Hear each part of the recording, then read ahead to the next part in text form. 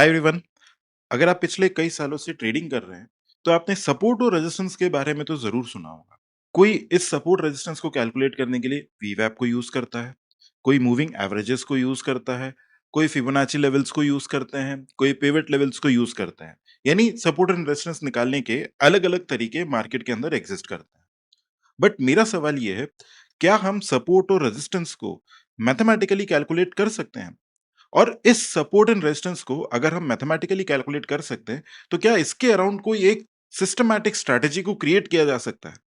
आज की इस वीडियो में हम यही सीखने की कोशिश करेंगे कि कैसे आप सपोर्ट एंड रेजिस्टेंस को मार्केट के ओपन होने के पहले कैलकुलेट कर सकते हैं। और इसे कैलकुलेट करने के लिए हमें सिर्फ दो चीजों की जरूरत होगी। एक है निफ्टी 50 का वैल्यू और एक है इंडिया विक्स का वैल्यू। आगे बढ़ने के पहले ये समझना बहुत जरूरी है कि सपोर्ट एंड रेजिस्टेंस एक्चुअली में होते क्या हैं।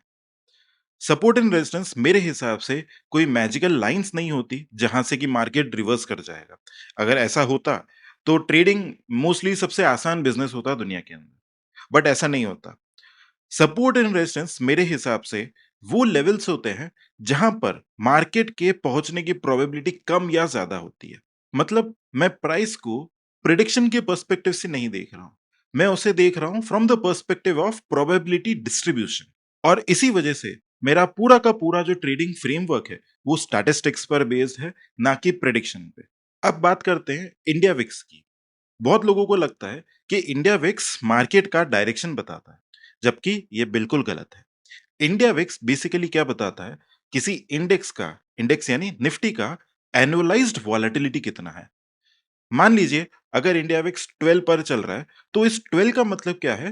निफ्टी 50 आने वाले एक साल में लगभग 12% ऊपर या नीचे का मूवमेंट दिखा सकता है।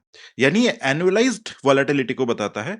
और ये जो इंडिया विक्स का वैल्यू है, ये एवरी डे चेंज होता है। अब बात करते हैं कि हम एनुअलाइज्ड वॉलेटिलिटी को यानी इंडिया विक्स को और निफ्टी 50 को कैसे यूज करके एक ट्रेडिंग स्ट्रेटेजी क्रिएट करने वाले हैं। तो चलते हैं स्क्रीन पर और गूगल शीट्स पर समझते हैं कि कैसे हम क्या करने वाले हैं। अब इसके लिए हमें क्या चीजें चाहिए? हमें एक दिन पहले का डेटा चाहिए। यानी अगर मेरा आज का ट्रेडिंग डे 23 जुलाई है, तो कल का ट्रेड करने के लिए मुझे आज की वैल्यूज को यूज करना है। और ये जो स्ट्रैटेजी रहने वाली है, ये पूरी की पूरी इंट्राडे स्ट्रैटेजी रहने वाली है। यानी आप मॉर्निंग में ट्रेड को लगाएंगे और इवनिंग तक 3 बजे या सवा 3 बजे के आसपास में पूरे ट्रेड को हम क्लोज कर देंगे। अब आपको एक दिन पहले पता होगा कि आपके सपोर्ट और रेजिस्टेंस क्या निकल के आ रहे हैं। ओके, तो चलिए इन सबको मैं हटाता हूं और स्टार्टिंग से हम कैलकुलेशन करते हैं। ओके, लेट्स अज्यूम कि हम कोई आर्बिट्री डेट ले लेते हैं। लेट्स से हम लोग ले लेते हैं 19 जुलाई, और लेट्स से हम लोग ले लेते हैं 15 जुलाई 2026। और हम लोग निफ्टी 50 का वैल्यू ले लेते हैं और साथ में हमें चाहिएगा इंडिया विक्स की वैल्यू। ओके, अब 15 जुलाई 2026 की हम बात करें, यानी हमारा ट्रेडिंग डे कौन से होने वाला है? नेक्स्ट डे 16 जुलाई 2026 हम लोगों का ट्रेडिंग डे होगा।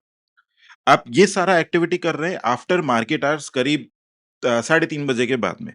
4 बजे करेंगे, 4:30 बजे करेंगे, कुछ ऐसे ऐसे टाइम पे हम लोग करेंगे। तो हमें सबसे पहले चाहिए कि निफ्टी 50 का क्लोजिंग वैल्यू क्या था 15 जुलाई को। तो ये हम ले लेंगे गूगल फाइनेंस से। गूगल फाइनेंस हम सिंपल सा लिखेंगे, index Google finance index NSE colon Nifty 50। और साथ में हमें इसका चाहिए क्लोज वैल्यू, किस दिन का? 15 जुलाई का। ज्यादा आपको इस कैलकुलेशन पे नहीं जाना है कि गूगल शीट पे हम कैसे कर रहे हैं, जस्ट आइडिया समझना है। अगर आपको गूगल शीट नहीं भी आता है, कोई प्रॉब्लम नहीं है। आप इस तरीके से वैल्यूज को फेच नहीं कर पा रहे हैं, किसी तरीके का प्रॉब्लम नहीं है।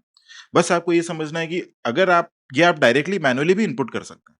अब हम इसी तरीके से इंडिया विक्स का वैल्यू भी ले लेते हैं। तो इंडिया विक्स का वैल्यू 13.27 था, हम इसको परसेंटेज के अंदर कर देते हैं बस।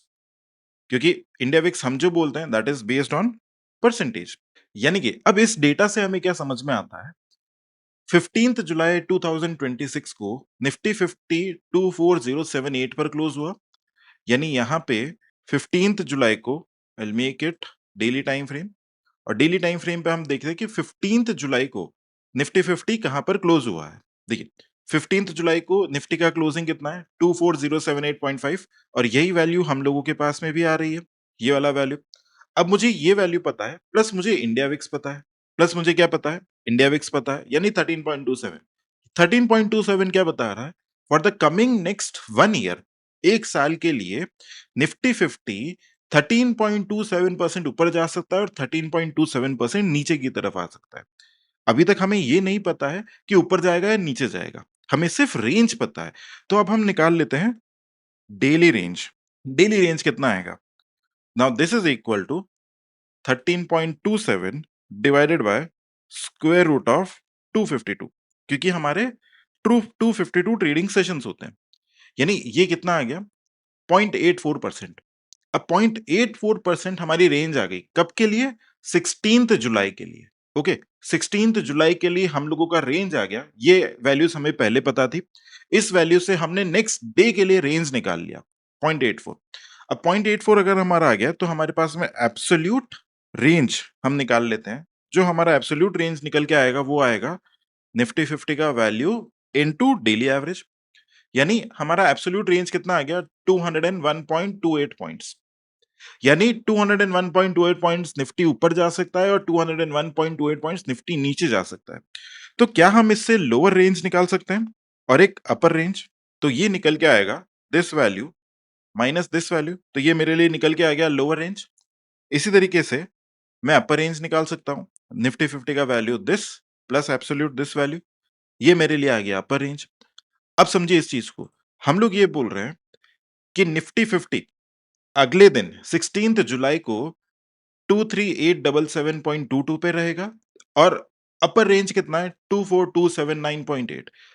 अब ध्यान से सुनिए, हम जो स्ट्रैटेजी लगाने वाले हैं उस स्ट्रैटेजी को कहते हैं शॉर्ट स्ट्रैंगल स्ट्रैटेजी, जिसके अंदर एक कॉल ऑप्शन और एक पुट ऑप्शन को एक टाइम पर बेचा जाता है। अब कौन सी स्ट्राइक को बेचना है उसके ऊपर डिस्कशन करेंगे।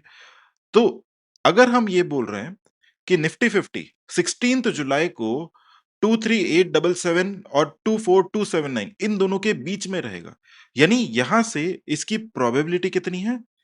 68% प्रोबेबिलिटी है। नोट करिएगा ध्यान से, हम स्टैटिस्टिकली बात कर रहे हैं। देयर इज अ 68% प्रोबेबिलिटी कि निफ्टी 50 अगले दिन इस रेंज के बीच में कहीं पे क्लोज करेगा। क्या ये हमेशा 68% रहेगा? नहीं, ये कभी इस रेंज को क्रॉस क्रॉस भी कर सकता है, बट सिर्फ 32% चांसेस हैं कि इस रेंज को ये क्रॉस करेगा। अब जब हम क्रॉस की बात कर रहे हैं, हम क्लोज टू क्लोज की बात कर रहे हैं। हो सकता है कि इस रेंज के नीचे लो बना दे और इस रेंज के ऊपर हाई बना दे, बट बाद में क्लोज इसी रेंज के बीच में करे। तो अगर हम यहां पर हमारा पुट सेलेक्ट करें, पी स्ट्राइक, जो कि इस लेवल के जस्ट नीचे हो, ओके, जस्ट नीचे, तो क्या लिखेंगे? दिस इज इक्वल टू 50 पर इसको हम राउंड फिगर कर देते हैं 23,900 और दिस माइनस 50, क्योंकि ये एक स्ट्राइक हमें नीचे चाहिए। 23877.2 का हम लोगों का लोअर रेंज है, तो हमने पी स्ट्राइक ये सेलेक्ट कर लिया और कॉल स्ट्राइक हमारे लिए क्या हो जाएगा? This is equal to M round this comma 50, यानी कि 24,300। यानी कि आपके पास में शॉर्ट ट्रायंगल को क्रिएट करने के लिए दो स्ट्राइक्स निकल के आ गई।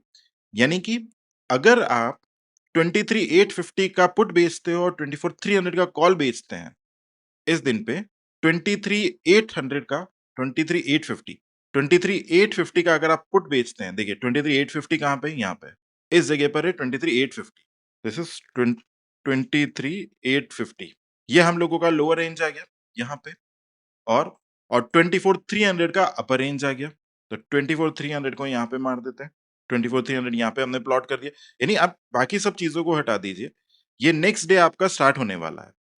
ये नेक्स्ट डे स्टार्ट होगा। आपको ये रेंज पहले से पता है कि Nifty 50 68% of the time in दोनों रेंज के बीच में कहीं पर क्लोज करने वाला है।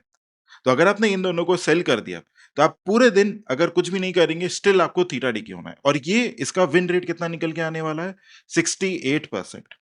अब ये सारी बात जो भी हमने करी है बिल्कुल ही स्टैटिस्टिकली करी है।